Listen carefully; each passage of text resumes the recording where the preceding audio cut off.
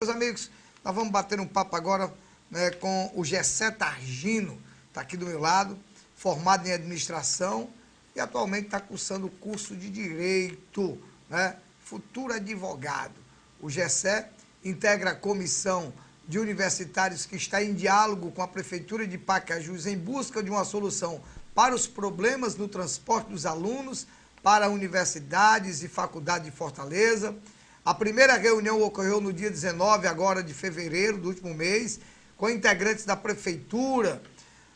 Doutor Targino, vou chamar logo o doutor, porque você já é formado. Boa noite, é um prazer tê-lo aqui. Lembrando que o Targino veio ao programa a meu convite, eu o convidei. Eu não o conhecia pessoalmente, se eu o conhecia não lembro, mas ele teve uma participação comigo no rádio, eu achei legal a participação dele e o convidei para a gente bater um papo sobre o que está acontecendo na seara política aqui no nosso país. Tudo bom, Targino? Seja bem-vindo. Obrigado, Alex. Boa noite. Boa noite a todos os telespectadores. Formado tecnólogo, né? Tecnólogo em administração. Concluindo agora o curso de Direito, graças a Deus, no 8º semestre. E estamos aqui. Conclui agora nesse semestre agora? Concluo, eu estou no 8º semestre, né? Eu tenho um ano aí para concluir. Para concluir. Curso de Direito, por que Direito? Todo cidadão brasileiro deveria cursar Direito. Direito deveria ser obrigatório nas escolas. A gente tinha que dar, pelo menos, uma pincelada básica, o geral, do constitucional, um pouco do direito civil, um pouco do direito do trabalho e, principalmente, direito do consumidor e um pouco de economia, ciência política, para formar um cidadão mais crítico. O problema hoje, e eu me recordo aqui um projeto de lei que tramita no Congresso do governo federal, que quer retirar a filosofia e sociologia do currículo das escolas públicas. Porque é esse tipo de disciplina que forma o aluno um cidadão mais crítico. E é o que hoje, infelizmente, alguns grupos no poder não desejam. Eles não desejam que a população seja crítica, que a população conheça os seus direitos e que a população saiba argumentar e dialogar em busca dos seus direitos. Targino, você é natural de Pacajus? Você é de Pacajus? Sua família é de Pacajus? Sou natural de Pacajus, nasci aqui em Pacajus no dia 17 de novembro de 1992. Eu sou do dia 2, você é do dia 17, nós somos do signo de Escorpião. Pronto. Nasci ali na rua Montemor, aqui no centro, começa aqui por trás da Igreja Mãe, da Igreja Velha. Nasci em casa, na rua Montemor. Quem fez o parto foi a minha tia que é profissional da área de enfermagem, foi ela quem fez o parto. Parto em casa mesmo? Parto em casa. É o parto caseiro. Parto em casa. Nasci em Pacajus, minha família é daqui. A minha família chegou aqui em Pacajus lá por 1940, quando Pacajus tinha lá seus 4 anos. Seus 4 anos.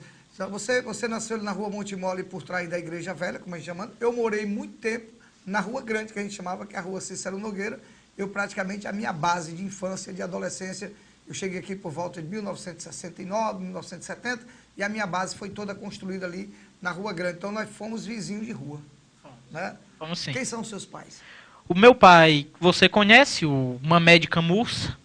Ele é diretor do sindicato dos funcionários da indústria de calçados, da Vucabras. Ah, você é filho do Mamed. Tem um programa aqui na emissora no domingo pela manhã. Inclusive, eu tive domingo no programa com ele. Foi muito boa a sua participação, gostei bastante. Ah, você é filho do Mamed. Sou filho do Mamed. E a minha mãe, Marie Targino, é professora, psicopedagoga.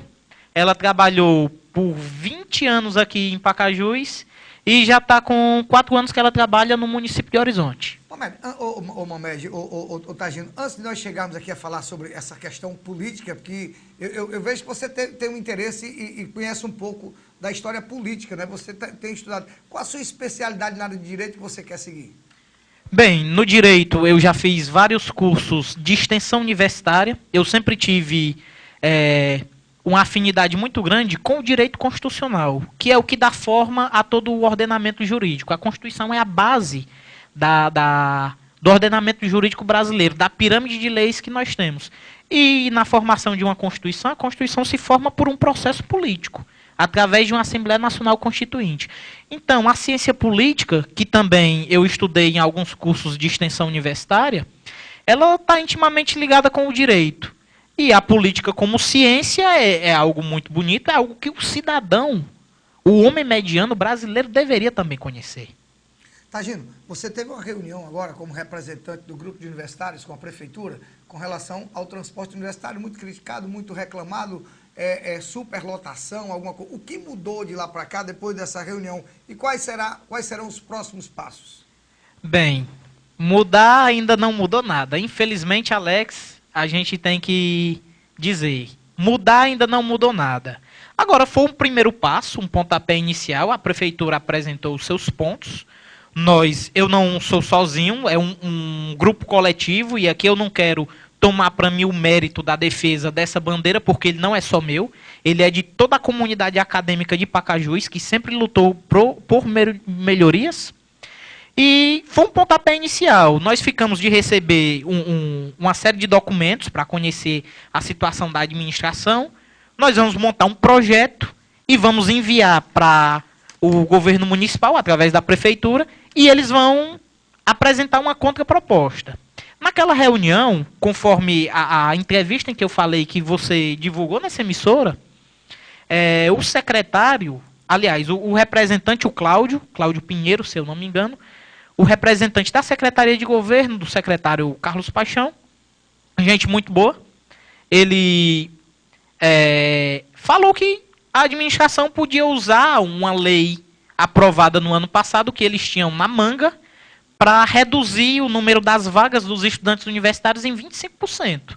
Eu falei, porque Pacajus conhece que o processo legislativo naquela época, ele foi um pouco atropelado. A oposição só teve 10 minutos de vista e não pôde apresentar nenhuma emenda à lei.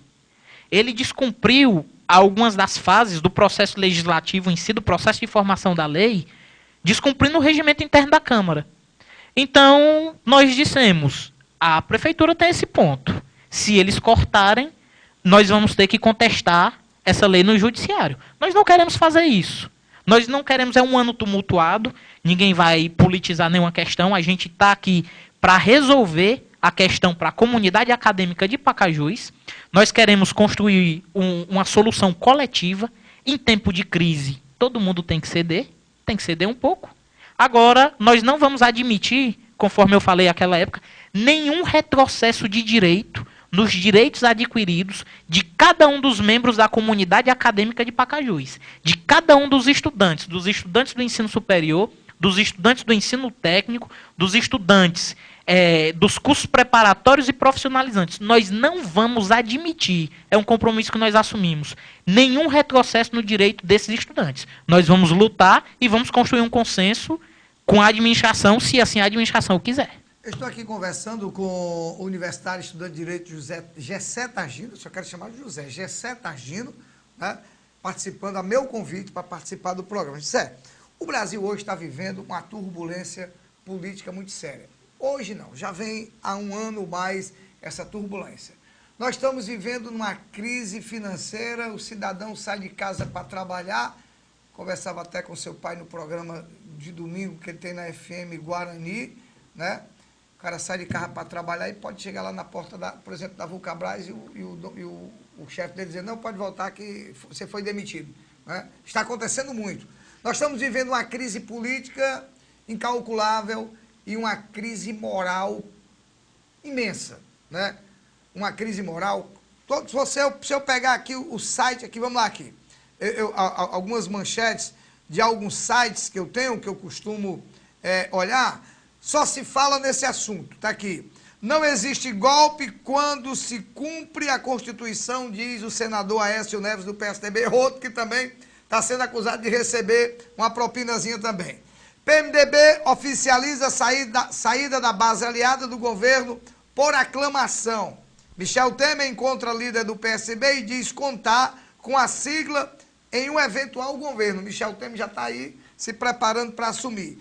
PT convoca manifestação pró-governo para o dia 31 de março. Quer dizer, o PT já está querendo convocar as pessoas para ir para a rua, porque eu tenho medo de se acabar numa confusão muito grande.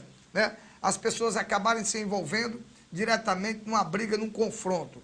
Cunha começa a costurar acordo com Michel Temer para se livrar de cassação. STF decide na quinta-feira se investigação sobre Lula Vai continuar com Sérgio Moro ou não? E por aí vai. Qual a sua visão desse estado em que o Brasil, em que o povo brasileiro está vivendo nesse momento, essa crise política, essa crise moral, essa crise, falta de ética, falta de um arrumo de coisa, né? Como é que você vê tudo isso? Alex, o que houve agora foi o degringolar de algo que já vinha acontecendo na política brasileira de muito tempo. Sempre faltou ética, sempre houve corrupção. O PT ele não inventou a corrupção. A gente tem que reconhecer isso. Ele só institucionalizou a corrupção e fez dela um meio para governar. Você vê o Mensalão, lá em 2004, que não foi o primeiro grande escândalo do governo Lula, não foi. O Mensalão ele foi criado para comprar apoio político para o Lula fazer algumas reformas no governo dele. Dentre eles, fazer uma pequena reforma da Previdência, que dificultou o acesso de alguns trabalhadores à aposentadoria. Dentre eles, o Lula, que é aposentado por invalidez porque perdeu o dedo mínimo, o dedo midinho, ele, quando presidente da República, através da sua reforma de Previdência, criou uma lei que impedia que as pessoas que são sequeladas, amputadas e que nascem com uma formação de nascença, se aposentassem por invalidez. Hoje essas pessoas trabalham, geralmente nas empresas, e o governo paga metade do salário delas, a empresa recebe uma renúncia fiscal, uma isenção de impostos, e por aí vai. É só um exemplo. O que é que está acontecendo no Brasil hoje? Chegou no ponto em que a sociedade diz que não tolera mais. Nós estamos como a Itália estava na década de 80, no governo do primeiro-ministro Bettino Craxi, que fugiu da Operação Mãos Limpas, que é, digamos, a precursora histórica da Operação Lava Jato. Inclusive, o meritíssimo juiz Sérgio Fernando Moro, ele estudou e ele escreveu uma tese sobre as falhas da Operação Mãos Limpas na Itália. Hoje, há uma crise de representatividade. O povo brasileiro não se sente mais representado por grande parte, uma grande maioria dos membros do Congresso Nacional, do Executivo, do Legislativo. Hoje a gente vive um período em que o ativismo judicial está muito elevado, há uma judicialização da política, e aí a gente não quer jogar tudo, a culpa de tudo no PT, mas o PT, quando ele chegou ao poder em 2003, a partir do momento que o Lula sentou-se na cadeira presidencial no Palácio do Planalto em 2003, em 1º de janeiro, eles começaram a maquinar uma forma de se perpetuar no poder. E uma das maneiras que ele fez, ele aproveitou um período de grande popularidade, 2 mandatos, foi nomear ministros para o Supremo Tribunal Federal.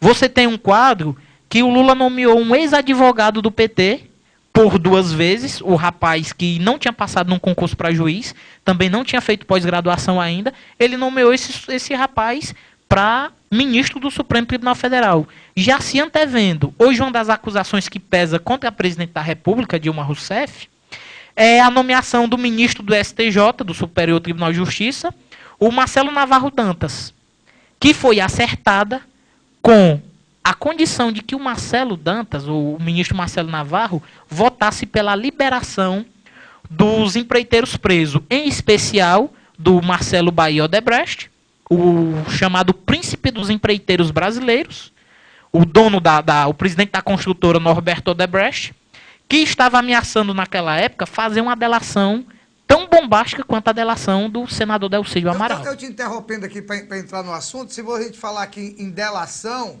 né, esse negócio da delação está preocupando muito o governo, porque o que eu ouvi do senador Delcídio do Amaral, que não é nenhum santo, também até já confessou que recebia propina, esse pelo menos confessa, recebi mesmo, né? O que a gente ouve dele também, é ele dizer que se os donos de empreiteiras, ele coloca, se as empreiteiras resolver fazer delação premiada, né, vai derrubar muita gente, né? O governo cai, né? Ele já disse isso. Ele disse também, se resolverem me caçar, eu levo a metade do Senado comigo. Ele diz isso abertamente, né?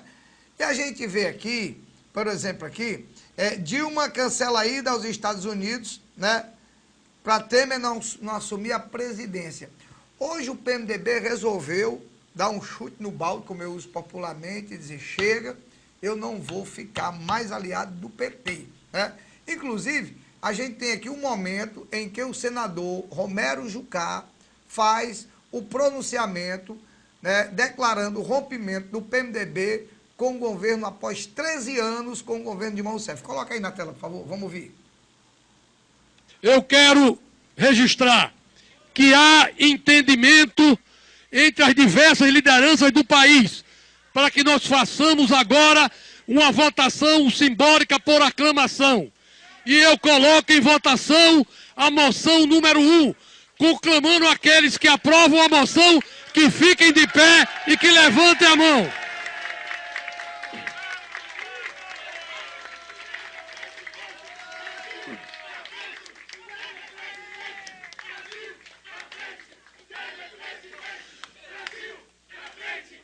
A moção, eu queria pedir, a moção está aprovada. A partir de hoje, nessa reunião histórica para o PMDB se retira da base do governo da presidenta Dilma Rousseff. E ninguém no país está autorizado a exercer qualquer cargo federal em nome do partido PMDB.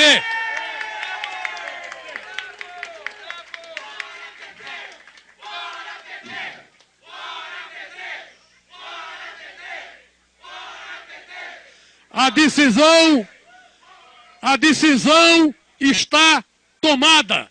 Como motivo dessa reunião era a discussão e aprovação da moção, nós encerramos a reunião dizendo viva o Brasil. Obrigado, a reunião está encerrada.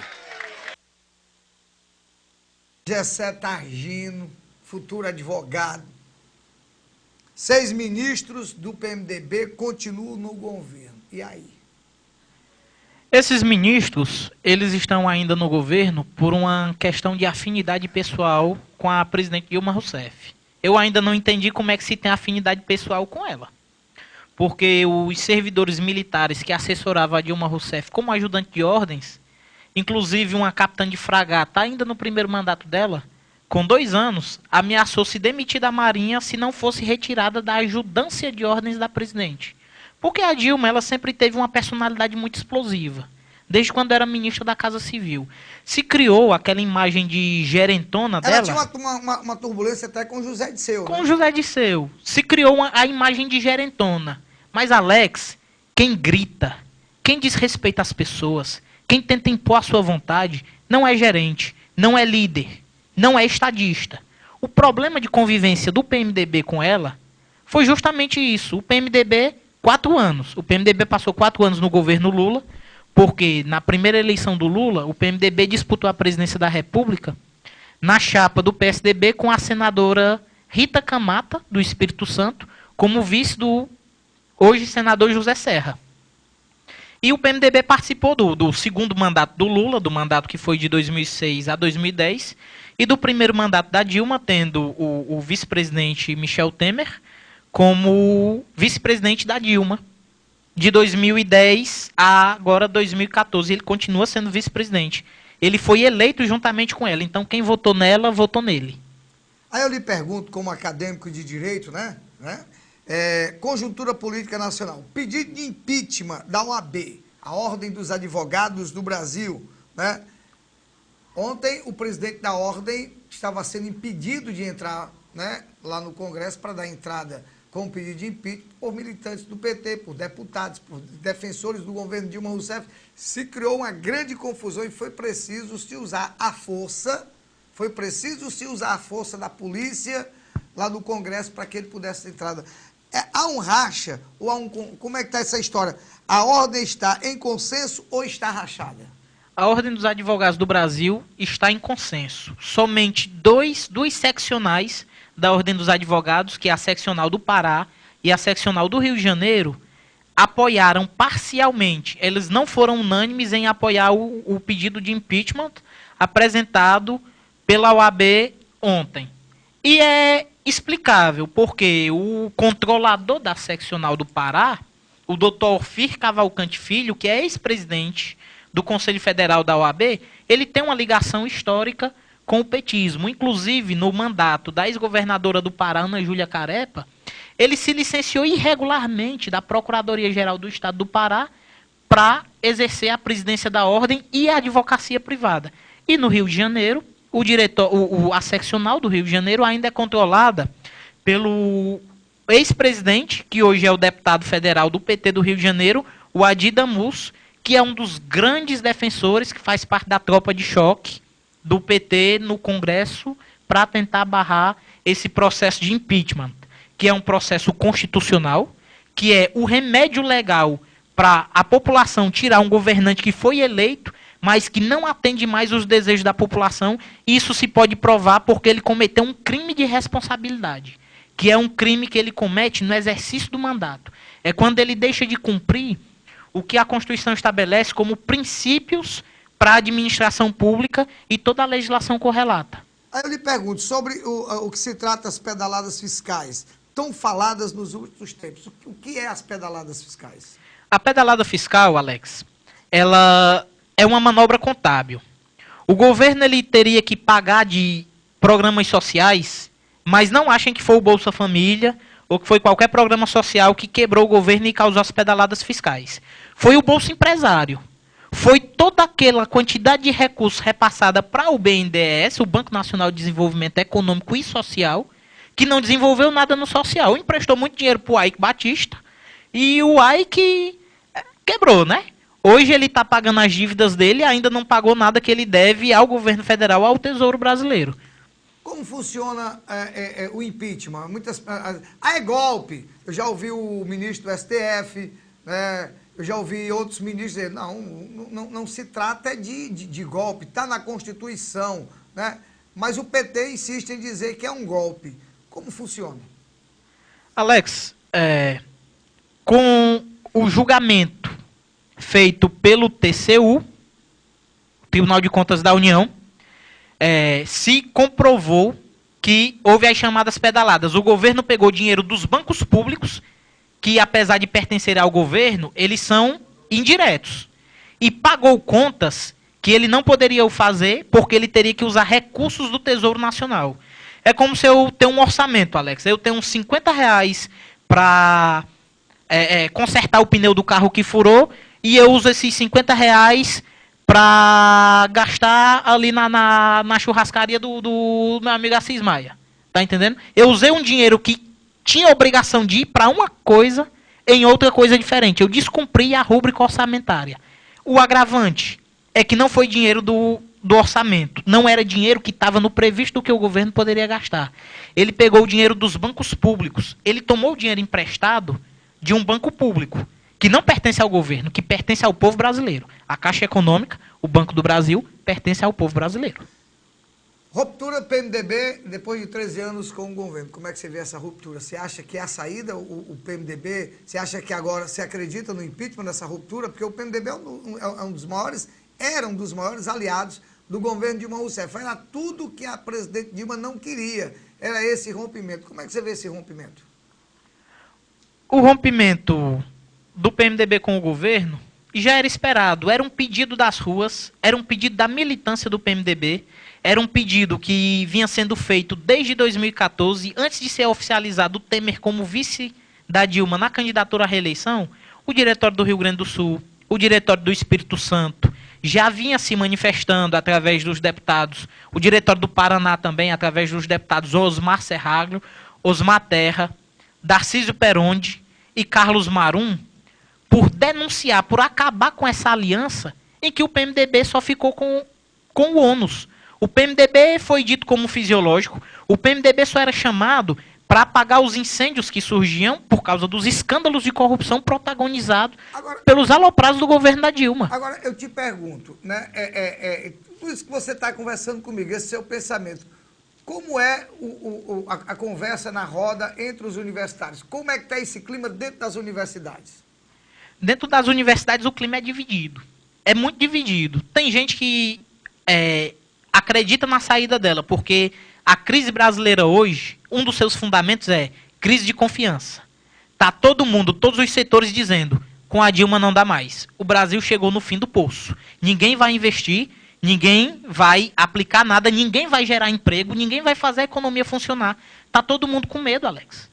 Tá todo mundo com medo. Os investidores correram do Brasil. Todo mundo correu do Brasil. Né? Todo mundo correu do Brasil. Ninguém quer investir num país que está numa situação dessa. E dentro da universidade, há uma divisão de apoio ao governo com os que são contra e os que são a favor? Dentro das universidades, há muitos militantes, há muitas pessoas que são ligadas a movimentos de juventudes, a juventude socialista, a UNE, que é um puxadinho do governo, e que defendem, né, a permanência da Dilma. A permanência da Dilma. Tem gente que diz que não houve mensalão. Um caso julgado, ação penal 470, julgado pelo Supremo Tribunal Federal, todos eles condenados, o Disseu está preso, o Disseu conseguiu, pode pedir música no Fantástico. Porque ele foi preso na ditadura, por luta armada, não é porque ele lutava por democracia, era por uma ditadura do proletariado, uma ditadura comunista. Foi preso por causa do mensalão e agora está preso por causa do petrolão. Já pode pedir música. Pode pedir música. Você faz 3 gols, pede música. Né? Com relação à conjuntura política local, como é que você vê em Pacajus? Nós temos aqui, deixa eu ver aqui, eu tenho 12 minutos. Como é que você vê essa questão da política de Pacajus? Já que você mora aqui, nós temos 10 pré-candidatos a prefeito. O que é que se discute? Vocês jovens, vocês universitários, qual é a visão de vocês? E vocês, o que vocês discutem na roda, não é sua opinião própria só não. É na roda dos universitários, dentro do ônibus, no banco da faculdade, numa churrascaria, num bate-papo. Como é que a juventude vê essa situação hoje de Pacajus? Estamos aí já próximo à eleição. Dia 2 de abril agora, sábado, encerra-se o prazo de filiações. Né? Como é que vocês estão vendo tudo isso? 10 pré-candidatos. O que eu escuto muito da juventude as pessoas se preocupam, porque tem muitos pré-candidatos e quando se peneira, quando se avalia a história pessoal de cada um, avalia o que cada um já fez, se tiveram mandatos ou se não tiveram mandatos em Pacajus, faz aquele somatório e vai eliminando muitas coisas e sobra muito poucas opções. Sobra quase nada, Alex. Você, eu digo muito, eu tenho dito muito, não é que a minha opinião esteja correta, tá entendendo? É apenas, eu escuto muito, eu vou dizer assim, não é a minha opinião, eu escuto, já hoje, eu escutei umas 2 vezes isso, ontem eu escutei também, quando se fala assim, tem 10 pré-candidatos, essas pré-candidaturas, né, podem favorecer a atual gestão. Como é que vocês discutem isso? Infelizmente, tem a sabedoria bíblica milenar que diz que uma casa dividida, ela não pode conseguir se estabelecer. Com esse número de pré-candidatos, quem tem a máquina na mão, quem é acostumado a cometer abusos, porque todo Pacajus sabe, é público e notório, ele tem uma certa vantagem quando os seus adversários estão dispersos e divididos. Quer dizer, por exemplo, eu tenho dito o seguinte, vamos colocar no montante de hoje, são 10 pré-candidatos. Dos 10, estão 9 contra 1, mas todos os 9 divididos, buscando o mesmo espaço, não é isso? Justamente. É isso que acontece em Pacajus hoje. Tem alguns, eu não quero ser leviano, Alex, mas eu diria, é uma opinião pessoal minha, mas tem alguns egos inflados. Política, democracia, é consenso. É consenso, é sentar, é conversar, é aparar as arestas e buscar uma solução que seja o melhor para a cidade de Pacajus. Não para os próximos 4 anos, para os próximos 40 anos. O desafio hoje em Pacajus, Alex, é porque não se pensou Pacajus há 10, 20, 30 anos atrás. O modelo de desenvolvimento que foi adotado aqui foi errático.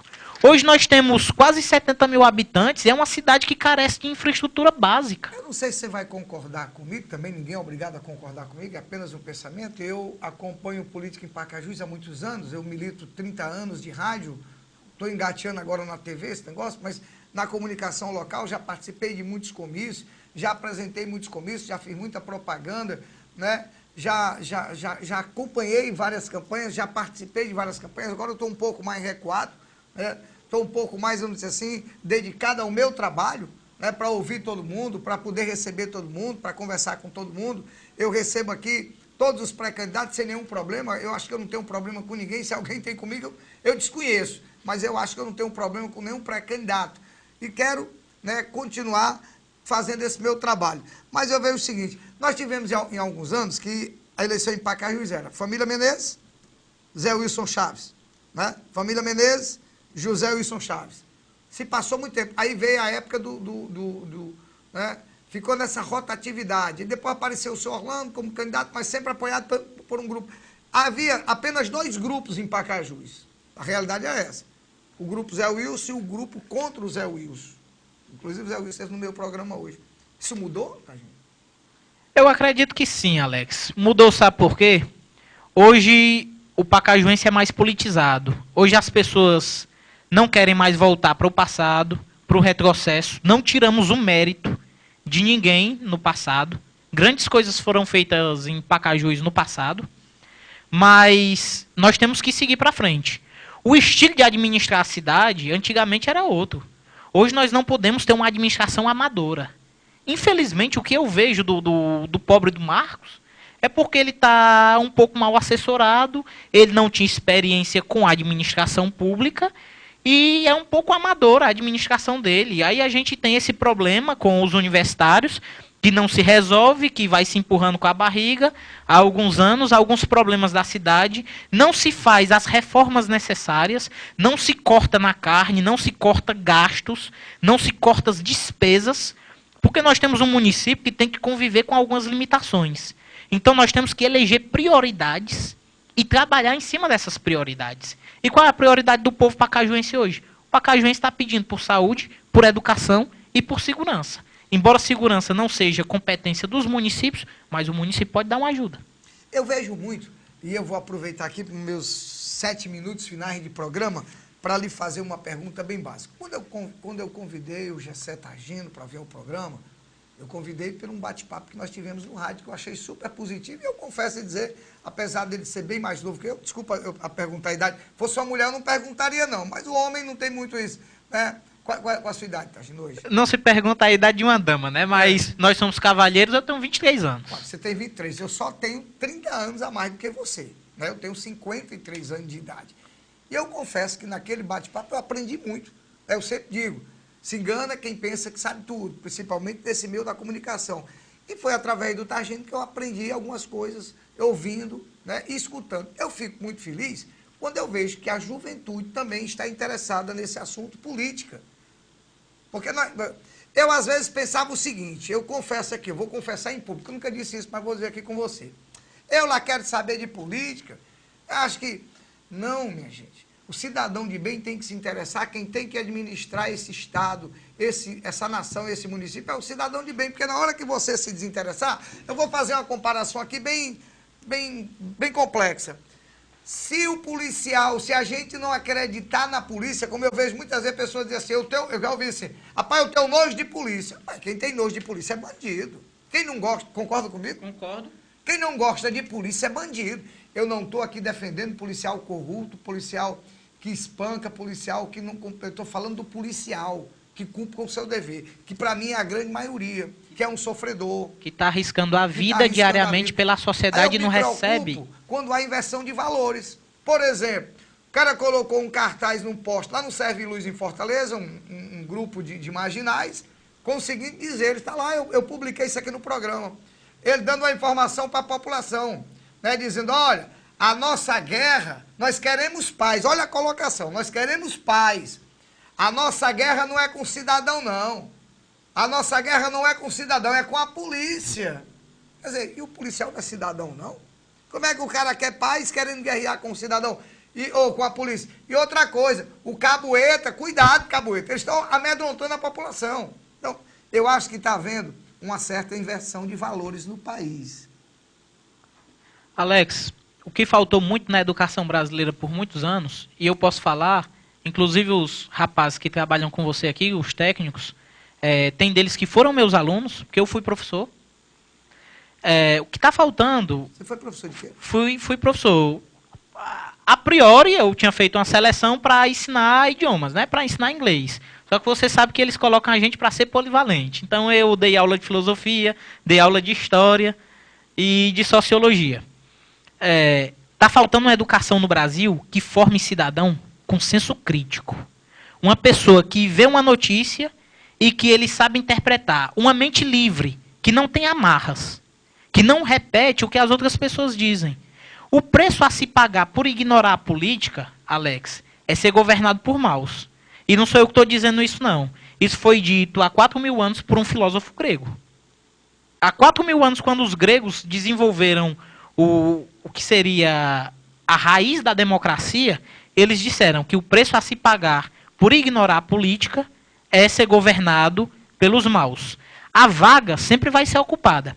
Ou o cidadão começa a avaliar biografias, começa a avaliar condutas sociais, e começa a avaliar as qualificações das pessoas que estão postulando, ou nós vamos continuar sendo governados por pessoas inescrupulosas e que estão no poder não por um projeto de país, por um projeto de Estado e por um projeto de município, de desenvolvimento, de pensar no bem-estar do próximo, mas de pensar no seu bem-estar em primeiro lugar. Para me finalizar com você aqui, eu lhe faço a seguinte pergunta e fique à vontade para responder. Você é filiado a algum partido político ou pretende se filiar a algum partido político? Você pretende concorrer agora nas eleições de 2016 a algum cargo público? É pensamento seu? Eu sou filiado há um bom tempo já ao PMDB. Sou filiado ao PMDB porque é o maior partido do Brasil, porque é um partido que não tem uma ideologia definida e que tem uma história, apesar de tudo, de algumas pessoas terem tentado manchar a história desse partido, mas ele tem uma história de redemocratização desse país, de ter lutado contra a ditadura. O diretório do meu partido aventou essa ideia, colocou o meu nome, e eu estou trabalhando ainda, conversando com a minha família, conversando com os meus amigos, com os meus parceiros, com as pessoas que estão próximas a mim, para avaliar, para poder decidir se eu coloco ou não meu nome ao escrutínio público da população. Você fala o PMDB, um partido que tem história, mas a gente vê hoje, por exemplo, o presidente do Senado do PMDB sendo investigado e o presidente da Câmara dos Deputados também do PMDB sendo investigado. Inclusive o Eduardo Cunha, ninguém sabe o que é que esse homem faz para se manter no poder, né? Para se manter no poder. Eu digo muito que o problema não está na sigla, o problema está em alguns filiados. Na pessoa. O problema está na pessoa. A pessoa vai ser corrupto, ele é corrupto em todo canto. Tanto faz estar no PT, no PMDB, em qualquer partido, concordo. Tem corrupto nos partidos. Infelizmente, também tem corruptos no judiciário. Aquele juiz Nicolau dos Santos Neto, o famoso juiz Lalau, é um exemplo disso. O guardião da Constituição, o guardião da lei, deveria ser o exemplo máximo. Agora, eu não vou denegrir a imagem do judiciário brasileiro, que hoje está de parabéns, porque teve um corrupto. É o que eu digo, às vezes as pessoas querem denegrir a polícia militar por causa da conduta de um ou dois policiais, quando a corporação é bem maior. Eu estava discutindo, eu tenho um minuto, eu estava rapidinho, eu estava discutindo, dizendo para hoje, para os ouvintes do programa Ponto a Ponto do rádio, passando para ele o seguinte, porque a polícia, porque não sei o quê, porque o policial militar, meu amigo, você não sabe o que é que um policial militar sofre. Existe uma hierarquia pesada, ele não pode nem abrir a boca, senão ele é aquartelado, senão ele é colocado dentro do presídio militar. E outra coisa, se ele for reclamar, se ele for subordinado, até numa futura promoção dele, isso lhe prejudica. Então, muitos policiais ficam pianinho, ficam quietinho, engolindo sapo, você não sabe o que é isso. Né? Doido para falar e não pode se manifestar, e algumas pessoas não entendem isso, porque existe dentro da Polícia Militar uma coisa chamada hierarquia, e é uma hierarquia pesada que ele não pode nem abrir a boca, meu doutor. Hierarquia e disciplina são as bases das instituições militares. E eu tenho um pouco mais de conhecimento das instituições militares, e é dessa forma. Você não reclama por seu superior, você não reclama por seu subalterno. Se você tem uma reclamação, você apresenta ela para você mesmo, e engole aquilo e espera você sair de serviço. Senão, ou é preso, ou é expulso, ou quando houver uma promoção, você é prejudicado. E as pessoas, às vezes, não sabem, ou se não sabiam, não entendem isso. Porque o policial devia reclamar da viatura. Ele não pode fazer isso, quem tem que fazer isso por ele somos nós. Tagino, quero lhe agradecer no programa, me coloco à sua disposição também. E eu fico feliz em saber que jovens como você, de pessoas que têm o seu conhecimento, estão se envolvendo na política. Isso é bom, é uma opção a mais que o povo vai ter. Parabéns E obrigado por você ter vindo ao programa. E coloca o programa como parceiro naquilo que a gente puder ajudar nessa luta de vocês com o transporte universitário, aquilo que a gente puder levar informação, naquilo que o programa puder ajudar, tá bom? Muito obrigado, Alex, por esta oportunidade de estar aqui falando para o povo de Pacajus e para a nossa região. Mais uma vez, muito obrigado por essa parceria na defesa da comunidade acadêmica dos estudantes de Pacajus, não só dos universitários, mas dos estudantes em geral. E não sou só eu sou apenas um no meio de grandes e valorosos estudantes que lutam por essa melhoria. Muito obrigado e uma boa noite a todos. E assim foi mais um programa ponto a ponto aqui na TV Guarani Web e TV da Gente, Canal 19. A todos uma boa noite e até a próxima oportunidade. Tchau para vocês.